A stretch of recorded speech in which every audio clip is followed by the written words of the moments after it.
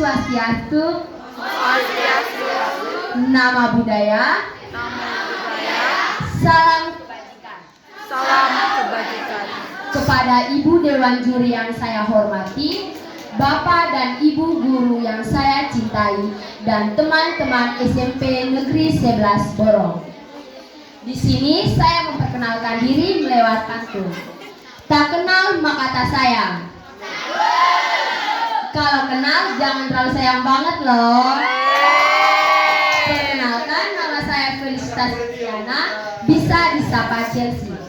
Di sini saya akan menceritakan tentang asal-usul Ranakulan yang berasal dari Elar Selatan, Kabupaten Manggarai Timur, yang diceritakan kembali oleh Bapak almarhum Tanisius Barung dan diterbitkan oleh PT Grodia Ruten. Begini kisahnya. Pada zaman dahulu kala, di sebuah kampung, tepatnya di Desa Ranakulang, hiduplah dua pemuda yang bernama Benny dan Marcel. Mereka tinggal di rumah yang berbeda dan jaraknya agak berjauhan dari aktivitas masyarakat. Sama seperti masyarakat lainnya, Benny dan Marcel bekerja sebagai petani. Hari-hari mereka pergi ke kebun untuk menyiram tanaman atau sekedar melihat tanaman mereka. Jarak kebun dan tempat tinggal mereka tidaklah jauh, sehingga mereka bisa pulang pergi atau tidak tidur di sana untuk menjaga tanaman mereka dari serangan-serangan abadi hutan atau binatang lainnya. Banyak tanaman mereka seperti coklat, cengkeh, kopi, dan lain-lain. Benny dan Marcel sibuk bercerita, tetapi mata Marcel tetap tertuju pada anjing itu. Dia berjalan sambil berkata kepada Benny, "Benny, lihat anjing kau ini.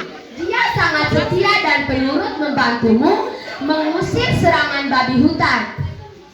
"Iya, sejak kecil aku sudah merawatnya dengan baik dan melatihnya membantu saya," jawab Benny.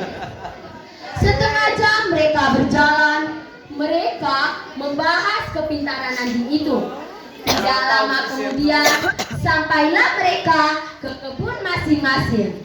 Sesampainya di sana, Benny menyimpan bekalnya di pondok kecil, lalu kemudian pergi kembali untuk membersihkan kebun. Sedangkan anjingnya itu ia biarkan beristirahat di bawah kolong pondok. Seharian ia bekerja, ia pun merasa lapar, dan kemudian ia kembali ke pondoknya untuk makan terlebih dahulu. Tetapi sebelum makan, ia memasak sayur dan mengupas bawang. Tetapi ia tidak mempunyai pisau, lalu meminta kepada Marcel, "Marcel, pinjam kau punya pisau dulu kak, untuk menitipkan pisaunya dan dititipkan melalui seekor anjing." "Iya," jawab Marcel, menyetujui perintah Benny. Lalu kemudian Marcel mengikat pisaunya di ekor anjing itu dengan hati-hati. Lalu kemudian anjing itu berlari dengan hati-hati dan membawakan pisaunya yang diminta oleh majikannya. Pada suatu malam, pada saat musim hujan, Benny ingin membuat api, tetapi ia tidak mempunyai korek api. Lalu ia meminta kepada Marcel, Marcel, minta kau punya korek api dulu kak." Jawab "Saya tidak bisa membawanya Benny, masalah hujan." "Kasih saja di anjing kau itu, dia yang pergi ambil."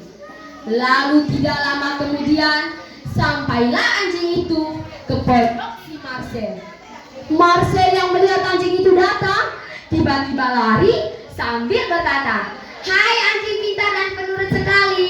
Sini, sini, sambil mengelus sejenak kepala anjing itu. Tetapi anjing itu tidak merespon sama sekali dengan sentuhan si Marcel. Ia hanya berdiri diam sambil mencidurkan lidahnya. Tunggu sedikit anjing pintar, saya ambilkan kayu api dan bawakan pada tuanmu itu, kata Marcel yang kemudian naik ke pondoknya untuk mengambil kayu api. Setelah Marcel turun dan kembali dari pondoknya, ia pun mengikuti perintah Benny mengikat sebatang kayu api di ekor anjing itu. Lalu anjing itu pergi sambil berlari dengan hati-hati, membawakan pisau, membawakan korek api yang diminta oleh Benny. Lalu setelah itu Marcel, anjing itu pergi membawa korek api dan ia berlari mengelilingi kampung mereka sambil menggonggong dan berlari terbirit-birit tanpa arah, seakan-akan meminta tolong kepada warga. Warga yang melihat dari atas rumah pun merasa bingung, heran, dan bertanya-tanya kepada warga yang satu dan warga yang lain. Anjing itu berlari dari kolong rumah yang ke satu ke kolong rumah yang lain, mengelilingi kampung mereka. Karena hujan, mereka tidak bisa keluar dan memutuskan membuka jendela atau pintu rumah dan berdiri sejenak melihat apa yang terjadi. Lalu setelah itu mereka membuka pintu rumah, mereka melihat ekor anjing itu terbakar. Ekor anjing itu terbakar. Dia seolah-olah berlari meminta tolong kepada warga. Tetapi apa yang dilakukan warga di situ? Mereka bukannya membantu, malahan mereka menertawakan anjing itu. Hahaha. Coba lihat anjing itu, dia lucu sekali. Ulah siapa yang mengikat korek api tersebut di ekor anjing itu. Akhirnya ia merasa kepanasan di ekornya dan ekornya terbakar. Selang berapa menit kemudian, hujan pun datang dengan deras.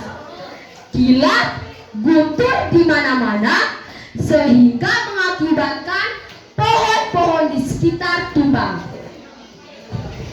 Lalu warga di situ pun tidak ada yang memberanikan diri untuk keluar, dan mereka memulai memutukan pintu dan tidak memberanikan diri untuk keluar. Ketika fajar menyising desa indah itu dan subur, kini tiada lagi penyebab dari perbuatan mereka yang menyebabkan desa itu banjir dan warganya tenggelam. Dan kini danau itu sangat besar dan masih terdapat tiang-tiang rumah dan sisa-sisa peninggalan mereka. Dan bahkan pemerintah daerah, pemerintah Kabupaten Manggarai Timur, tempat itu menjadikan tempat wisata. Sekian dan terima kasih.